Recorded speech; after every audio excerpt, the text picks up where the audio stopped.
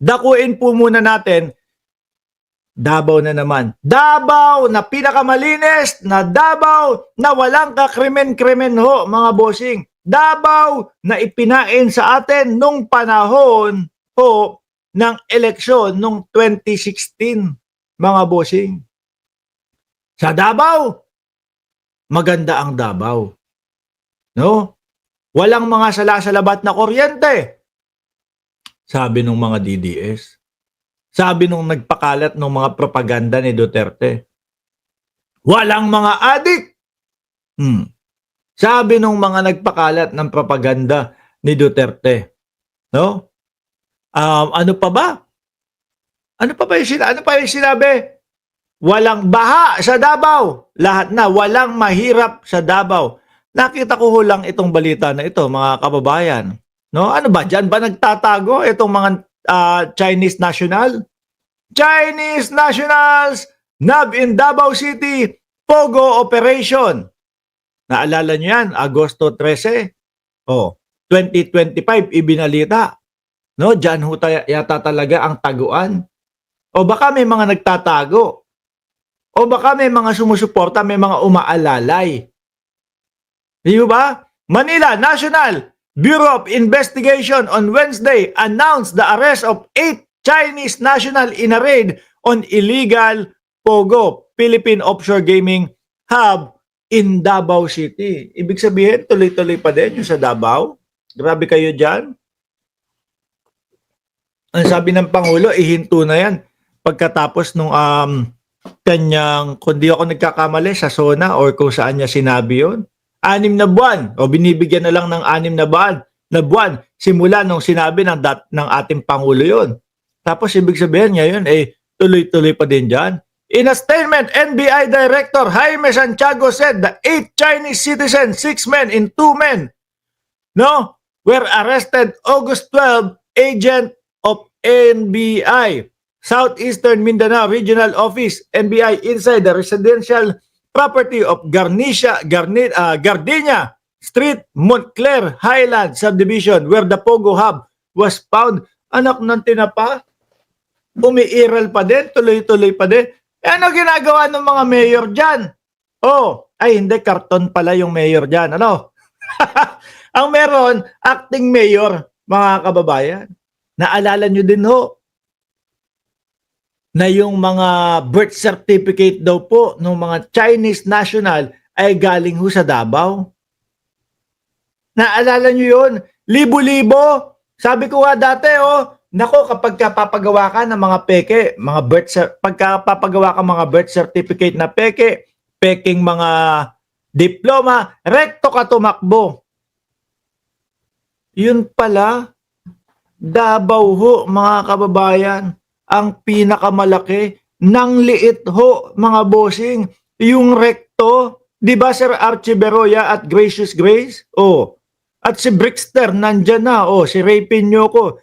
Kaya nga, kabayan, Davao, libo-libo. Yung ginagawang mga peking birth certificate, lahat na yata nandyan, mga kababayan. Ano, tulog? Yung mga nanunungkulan dyan, yung acting vice mayor, ano nangyari? Bakit meron pa din Pogo? Seized from the site were personal computers and multiple mobile phones and all utilized to facilitate the prohibited gaming operation, NBI said. The suspects are facing charges of violation of Presidential Decree 1602, Anti-Illegal Gambling Act, money laundering, expanded anti-trafficking in persons. The NBIS Sembro noted an emerging pattern in illegal Pogo activities. Operators have begun splitting into smaller group and moving into residential area to avoid detection. Lumipat na residential area para nga mahirap na mamahuli. Ano po, grabe talaga ito. Noong panahon ho ni dating Pangulong Duterte, mga kababayan, biruin nyo ho, ilan, daan-daan mga Chino ang pumapasok sa ating Pilipinas. At kung matatandaan nyo ho din yun, mga boss chief amo, sir, yung mga pasaporte nila, may mga nakaipit na 10,000. doon din po, no, yung pastillas at chuchuchu na tawag nila. Akala ho yata nila hihintuan o titigilan na sila. Akala ho yata nitong mga ito ningaskugon ang gobyerno ni Pangulong Bongbong Marcos. Sabi ni Jorge, anyways, at least I'm able to hit the like and watch. Tinago sa Davao, sabi ni Anita, no? Tinago sa Davao yung Pogo, baka sakaling hindi mabisto. Kaso ho, mga kababayan, lahat po talaga, no?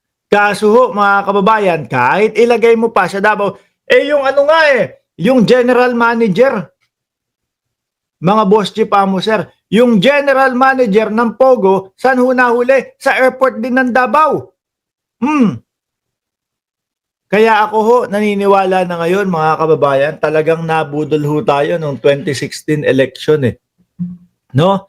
Ito yung kanilang mga sinabi, kesyo daw po walang mga krimen, kesyo daw po mababa ang crime rates. Naniniwala na ho talaga ako doon sa sinabi ni General Torre na para magmukhang ganon, dalawa yung kanilang logbook. Isa yung nasa labas at isa yung nasa loob. Na kapag ka matatapos na yung araw, yung logbook sa labas, ipapasok, isasalin yung mangilan-ngilan na report.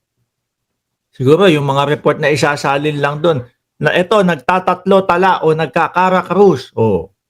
Yun lang siguro ang ilalagay doon, no? Tapos yun ang ipapasa ho doon sa PNP, sa main ng PNP. Kaya nga naman ho, mukhang konti ang crime rate ng Davao. At ito pa, sinabi pa nila noon mga kababayan na number 1, tama ho ba ako? Number 1 in Southeast Asia, safest in Southeast Asia. Anak ng tipaklong yung safest na yan. Nung nagsalita si Baste Duterte, sabi niya, sige, umpisahan natin ang Davao, ang tokhang dito sa Davao. 3 araw, 8 patay. Agad-agad, lahat nanlaban. Pwede ba yun? Di ba? Minsan ang naiisip ko doon sa nanlaban nila, mga kababayan. Minsan naiisip ko, baka mamaya sinasadya na lang po nila talagang sabihin na nanlaban yun No? Para hindi na po makahanda, awit. Para hindi na po makakanta. Baka ang maikanta daw ho, mga boss chief amo sir, na mga bossing, sila din. Yariin na natin. Sabihin mo, nanlaban na. Kesa, maikanta pa tayo niyan. Sabi ni Mark Raymond Gratil, medyo naninibago pa kasi tayo noong 2016 sa mga Duterte. Anyway, di ko naman sila binoto. Yun nga ako kasama po ako sa bumoto dun. No? Pero ang mahalaga, ang importante ho.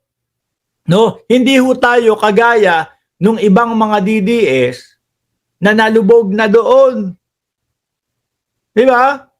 Hindi ho tayo kagaya nung ibang mga DDS na hindi po nagising. Di ba, Sir Chris Angel? Tayo po namulat. Nalaman natin ang katotohanan. Kaya ito tayo ho ngayon, mga kababayan. Nasa kabilang panig ho tayo.